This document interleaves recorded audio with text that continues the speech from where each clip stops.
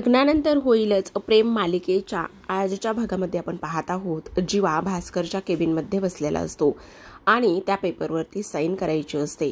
तेव्हा इकडे तो थांबतो, पण इकडे भास्कर त्यांना म्हणत असतो, अरे कर साईन आणि तुझं स्वप्न पूर्ण कर एकदाचं. आता साईन करता करता जीवा पुन्हा थांबतो, कारण त्याला खूपच कसं तरी वाटत असतं. पण तरीसुद्धा स्वप्न पूर्ण करायचंय, तर इथे आपल्यावर कुठलं तरी संकट येणार असेल तर मात्र चाहूल लागते, पण आपण त्या गराड्यात एवढं अडकलं जातो की काहीच कळत नाही. तसंच काहीसं इथं जीवाचं झालेलं होतं. एवढं मोठं संकट पुढे लिहून ठेवलंय, एवढं मोठं संकट पुढे आलेलं आहे, पण याची चाहूल मात्र त्याला नसते.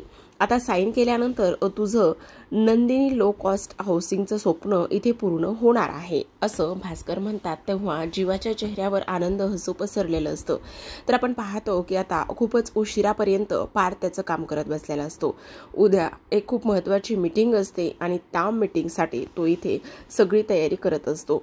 तर आता म्हणत असतो, एकदा का ही उद्याची डील क्रॅक झाली की मी टॉप 3 आर्किटेक्टपैकी पुन्हा माझी आणखी पुढे पोस्टिंग होऊ शकते आणि हे मांजरीला नक्कीच आवडू शकतं असं बोलतो. तेव्हाच दरवाजा वाजतो आणि त्याला असं वाटतंय की मी आत्ताच ऑफिस करलेल्या मांजरीची आठवण काढली आणि लगेचच मांजर दारात हजर असं म्हणून दरवाजा उघडायला जातो. आता दरवाजामध्ये मांजर नसून ही तर खारुताई आहे. तेव्हाच पार्थ म्हणत असतो, अरे आम्हाला वाटलं मांजरच आली. खारुताई तुम्ही? हो, तुमची मांजर नाही आहे ती. तुमची मांजर ना नुसती घुबड आहे, घुबड. हो, माझ्या मांजरीला घुबड म्हणताय तुम्ही? मग नाही, घुबड म्हणू नको तर काय म्हणू? तुमचं घुबड बसलं तिथे अभ्यासामध्ये डोकं घालून. काय हे थुकतच नाहीये, कितीही अभ्यास केला तर. अच्छा, पार्थ हसायला लागतो आणि म्हणत असतो, अच्छा हां, खूप अभ्यास करतात काव्या. पण मला एक गोष्ट सांगा, तुम्ही इथे खाली रूममध्ये माझ्या इथे झोपायला आलात आणि मला काव्याजवळ जाऊन झोपायचं आहे म्हणून. वारे, मला आणि काव्याला एकत्र आणण्यासाठी तुम्ही किती एफर्ट्स घेता हो असं पार्थ म्हणत असतो. ठीक आहे, तुम्ही इथे झोपा, आम्ही जातो असं म्हणून तो जायला लागतो. तेवढ्यातच आता खारुताई त्याला थांबवते आणि म्हणत असते, अहो जिजू थांबा जरा, थांबा. कुठे? अहो मी ब्लँकेट घ्यायला आली होती, नाकी तुम्हाला वरती पाठवायला आली होती. तेव्हा तो म्हणतो, अच्छा ब्लँकेट घ्यायला आला होतात का, थांबा मी देतो असं म्हणून लगेचच तो तिच्या हातामध्ये ब्लँकेट देतो आणि पुन्हा थोडंसं तोंड पाडून बसलेला असतो. आता लगेचच ती म्हणते, का काय झालेलं आहे? तेव्हा पार्थ म्हणतो, नाही काही नाही. काय झालं, मी तुम्हाला काहीतरी ऑर्डर करू का? रेड वेल्वेट पेस्ट्री किंवा आईस्क्रीम वगैरे?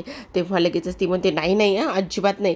लास्ट टाइम तुम्ही एकदा रेड वेल्वेट पेस्ट्री घेऊन आला होतात, तेव्हा काय झालं होतं तुम्हाला माहिती आहे ना? काय झालं होतं तर तुमची फिसकरलेली मांजर गाढ झोपली होती. मग आता ती अभ्यास करते आणि आता जर पुन्हा ते खाल्लं आणि पुन्हा जर तिला तसं काही झालं ना, तर मग मात्र तुमचं काही खरं नाही आहे जिजू, त्यामुळे नको. अच्छा अभ्यास करायचा ना, बरोबर ठीक आहे. पुन्हा इथे पारचा थोडासा चेहरा पडलेला असतो. तेवढ्यात लगेचच अनिशा म्हणते, काय झालंय जिजू?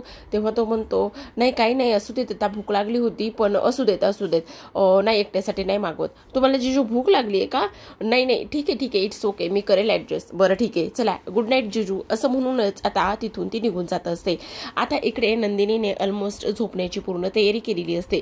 खरं तर आज नंदिनी जीवावर थोडीशी चिडलेलीच असते, कारण दिवसभर तिने खूप फोन केलेले असतात आणि ह्याचा कुठेच पत्ता नसतो, त्यामुळे थोडीशी ती चिडलेली असते. आता जीवा मात्र त्याच्याच मूडमध्ये असतो, कारण त्याने आज एका पेपरवर साईन केलेली असते, त्याचं काम ऑलमोस्ट होत आलेलं असतं. आणि तेव्हा आपण नंदिनीला तो भास्कर जो आहे तो अजिबात आवडत नसतो, कारण भास्कर थ्रू इथे कुठलं संकट तर येणार नाही ना याची तिला थोडासा संशय असतो, त्यामुळे ती ह्या सगळ्या गोष्टी अशा पद्धतीने करत असते. आता हा आनंदामध्ये असतो आणि आनंदामध्ये असताना मस्त फ्रेश वगैरे होऊन आलेला असतो आणि ओला टॉवेल हाताच बेडवरती फेकतो. आता फेकल्यानंतर तो चुकूनच नंदिनीच्या जवळ जातो. आता लगेचच तो टॉवेल ती उचलते आणि उचलल्याबरोबर इकडे त्याच्याच पाठीमागे जशाला तसा तो टॉवेल त्याच्याच अंगावरती फेकून देतो. आता जीवा म्हणत असतो, सॉरी सॉरी, माझ्या लक्षातच नाही आलं. कशाला उगाच सॉरी म्हणताय? नाही सॉरी म्हणूच नका. कशाला म्हणताय? तुम्हाला कुठे वेळ आहे सॉरी वगैरे म्हणायला? आणि त्याहूनही सगळ्यात महत्त्वाची गोष्ट तो म्हणत असतो, अगं हो, अगं मी तुला एक गोष्ट सांगू का? आता उद्या ना ॲनिव्हर्सरी आहे ना ह्याची, आनंद निवासची, तर मी येण्याचा नक्की ट्राय करेल, मी नक्की प्रयत्न करेल. तेव्हा नंदिनी म्हणते, नाही कशाला उगाचच येण्याचा प्रयत्न करताय आणि उगाचच कशाला ट्राय करताय? त्याने काय होणार आहे? त्याची काही गरज नाही. चालू दे ना, मस्त चाललंय तुमची कामं आणि तुमचं ते मीटिंग आणि तुमचे ते फोन आणि तेव्हा ते सगळं. तेव्हा लगेचच आता इकडे इकडे त्याला एक मेसेज आलेला असतो आणि तो असतो भास्करच्या ऑफिसमधून आणि त्याचं PPT आज त्यांनी जे बनवलेलं होतं, साईन केलेलं होतं ते सगळं रेडी झालेलं आहे असा डन म्हणून मेसेज आलेला असतो. तेव्हा तो पुन्हा नंदिनी समोर भास्करचे गुणगान गायला सुरुवात करतो.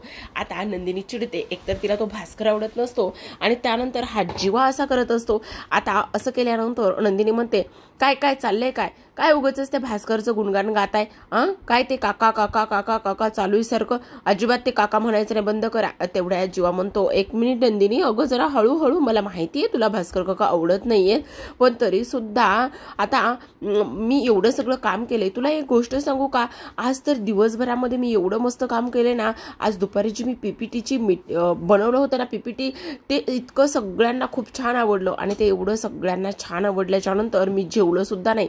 तेवढ्यातच नंदिनी म्हणते, काय तुम्ही जेवला नाहीयेत, जीवा असं कसं करून चालेल, जेवणाकडे कोणी दुर्लक्ष करतं का. तेवढ्यातच आता इकडे मात्र काव्या येते. अनिशा आणि काव्या बोलत असतात. आता अनिशा खरं तर इकडे त्याचा निरोप घेऊन आलेली असते आणि ती म्हणत असते, अगो खरं सांगू का, तुझ्या त्या बोक्याला भूक लागलीये. तेवढ्यातच काव्या म्हणत असते, वाव अनिशा, तू माझ्यासाठी कसं मस्त मस्त ऑप्शन निवडून घेऊन आलेली आहेस.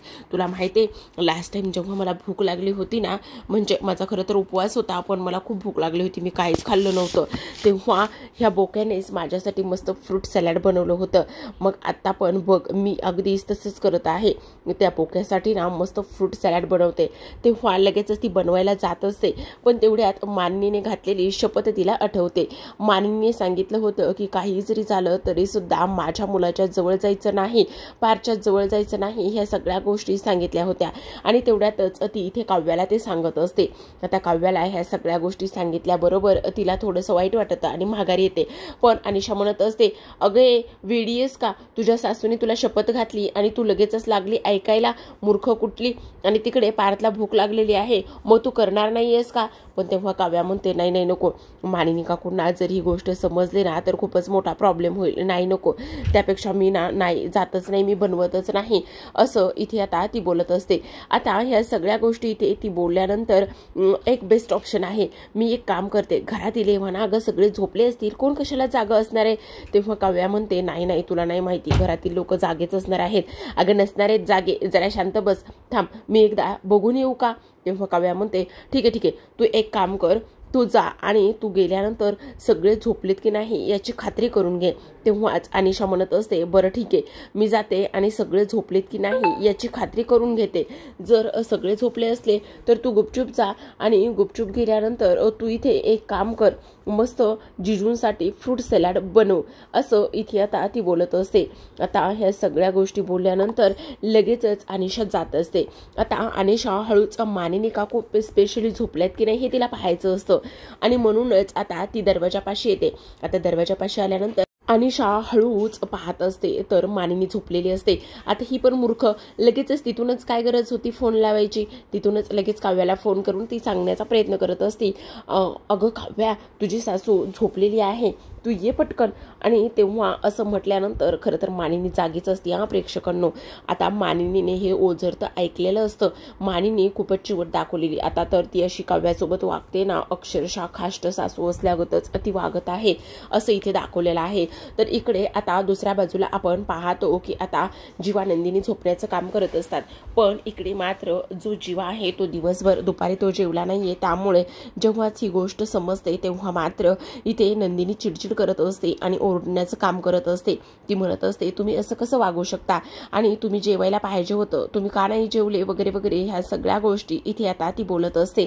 त्याचबरोबर आपण पाहतो की आता नंदिनी म्हणत असते, खूप झालं हे, असं कसं जीवा तुम्ही करू शकता, जेवण्यासाठी टाळाटाळ नाही करायची आणि तुमची तब्येत वगैरे बिघडली तर मग काय करायचं. तेव्हाच आता इकडे जीवा म्हणत असतो, अगं किती किती काय काय बडबड करणार आहेस, आतापर्यंत तर माझ्याशी बोलायला तयार नव्हतीस आणि आता तर लगेचच. तेव्हाच नंदिनी गप्प बसत असते. ती म्हणत असते, ठीक आहे, मला ना तुमच्याशी काही बोलायचं नाहीये, तुमची ती मीटिंग आणि तुमचं ते सगळं मी आता झोपणारच आहे. तेव्हाच जीवा म्हणत असतो, मला माहिती आहे ना, एकदा का बायका चिडल्या ना की त्यांचा राग एवढ्या सहजासहजी जाणं शक्यच नसतं, मला हे चांगलंच माहितीये. तेव्हाच आता तर मी ना तुमच्या ह्या सगळ्या गोष्टीमध्ये इंटरफेअर करायला नकोच होतं, पण मलाच राहवलं नाहीये, सॉरी सगळ्या गोष्टीसाठी सॉरी. तेव्हाच जीवा म्हणत असतो, प्लीज नंदिनी असं करू नकोस ना, हवं तर उद्या आनंद निवासची ॲनिव्हर्सरी झाल्यानंतर आपण ती जागा बघण्यासाठी जाऊ आणि आपण ती जागा बघायला गेल्यानंतर तुला जर आवडली तर मग आपण डन करूया. तेव्हाच नंदिनी म्हणत असते, आणि जर मला ती जागा नाही आवडली तर मग काय करणार आहात. तेव्हा लगेचच जीवा म्हणत असतो, अगं अशी कशी नाही आवडणार, नक्कीच आवडेल. पण पुन्हा नंदिनी म्हणत असते, नाही सॉरी ह्या सगळ्या गोष्टीसाठी पुन्हा एकदा अगदी मनापासून सॉरी. हा मला खरंच नव्हतं ह्या सगळ्या गोष्टीमध्ये पडायचं, तुम्हाला जे करायचं आहे ना ते तुम्ही तुमचं करा, मी तुमच्या ह्या सगळ्या गोष्टीमध्ये पडणार नाही. पण इकडे जीवा तिला सॉरी म्हणत असतो, पण नंदिनी मात्र काहीच ऐकत नसते, ती लगेचच आता झोपी जाते. आणि तेव्हा इकडे आपण दुसऱ्या बाजूला पाहतो की आता जी अनिशा आहे, अनिशाने ह्या सगळ्या गोष्टी चेकआउट केल्यानंतर इकडे मात्र काव्या किचनमध्ये जाऊन पोहोचते.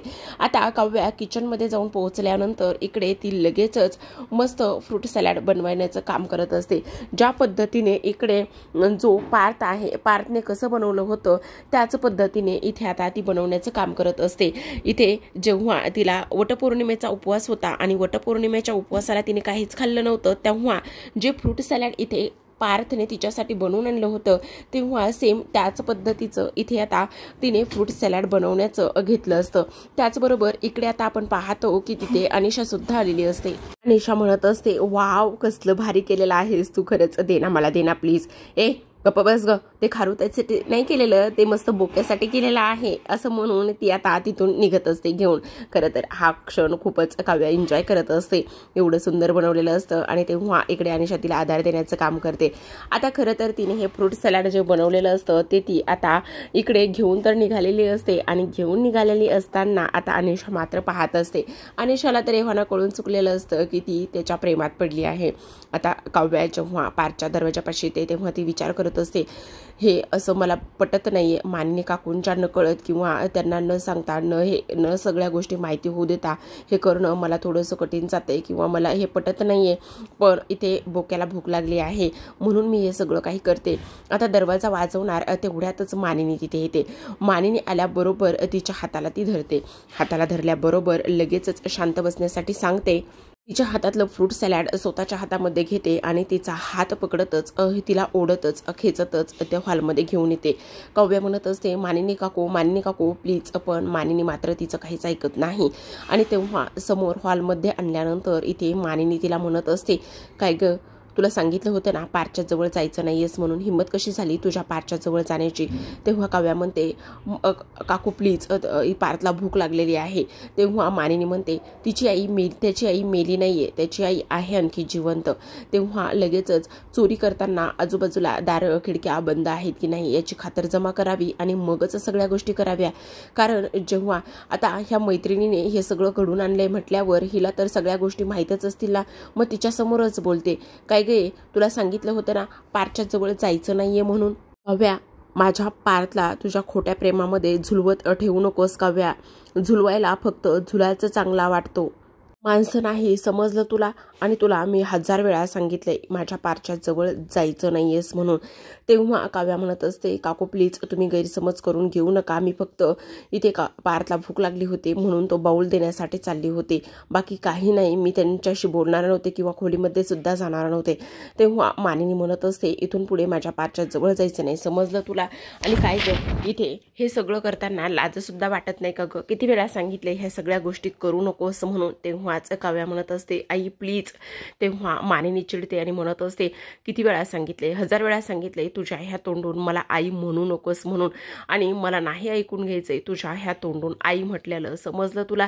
तेव्हाच काव्या म्हणत असते, प्लीज नाही म्हणणार, पण मी फक्त बाऊल द्यायला जात होते, मी जाणारच होते.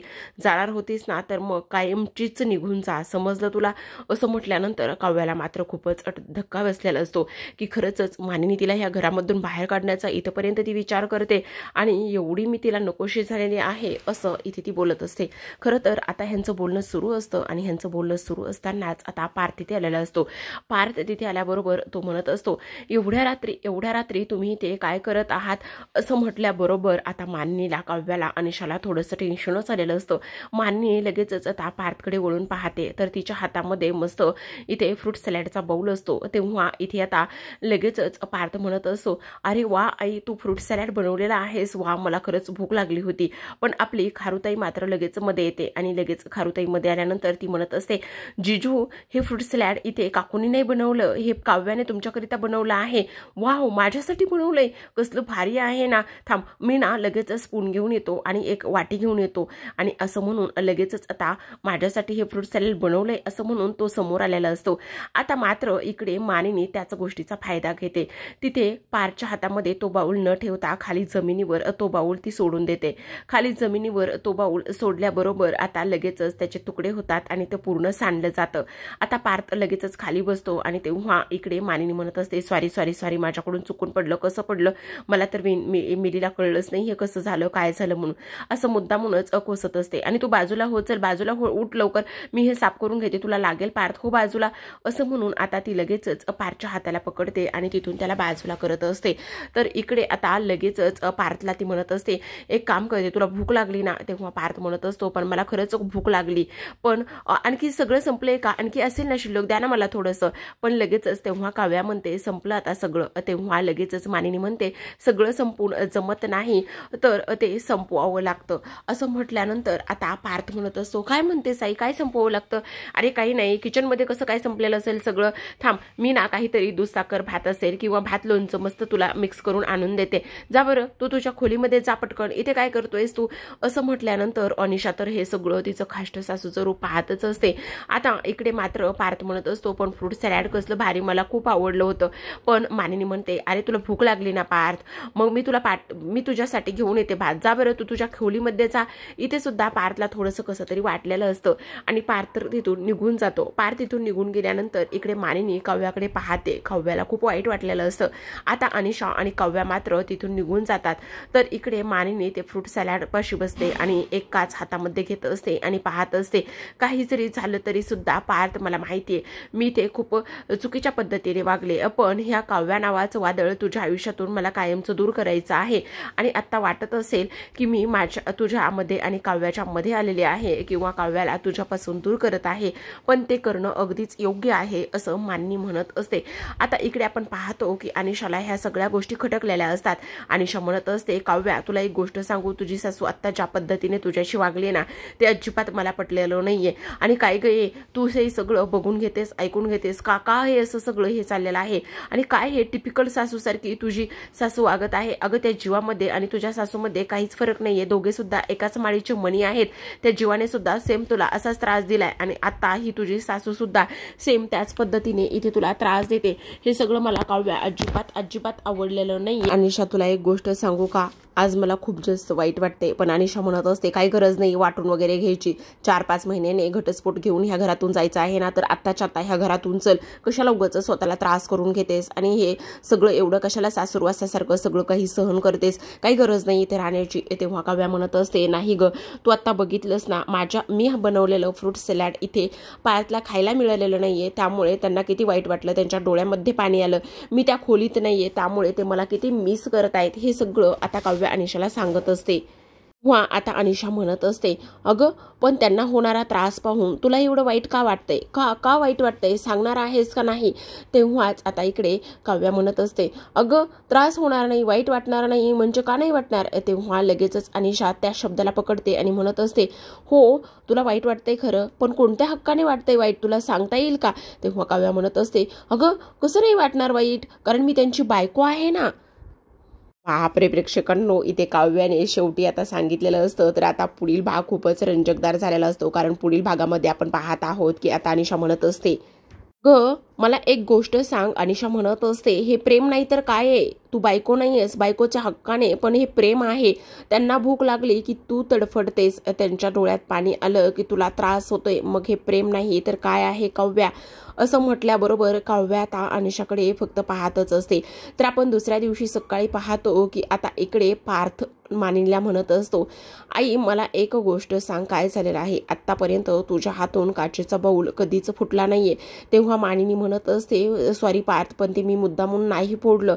तेव्हा पार्थ म्हणत असतो, आई पण मी म्हटलंच नाही की तू ते मुद्दामून फोडलंयस म्हणून, ते माझ्या हातून निसटलं आहे. तेव्हा लगेचच पार्थ म्हणत असतो, अगं हो, पण मी कुठे म्हणतोय की ते तू मुद्दामून फोडलंयस म्हणून.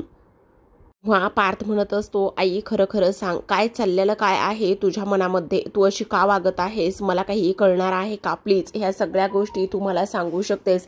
तेव्हा मानिनी म्हणत असते, खरं खरं सांगू का? आणि खरं खरं सांगू का असं बोलल्यानंतर पार्थ मात्र तिच्याकडे पाहतच असतो. तर काय वाटतं प्रेक्षकांनो, त्याने खरं तर हे इथेच स्किप केलेलं आहे. तुम्हाला वाटतं का की नक्कीच इथे मानिनी सांगू शकते? तर आपण दुसऱ्या बाजूला पाहतो की मस्त इथे रम्या आणि वसू बसलेल्या असतात. त्या म्हणत असतात की राजाच आता इथे वजिराला मारणार आहे.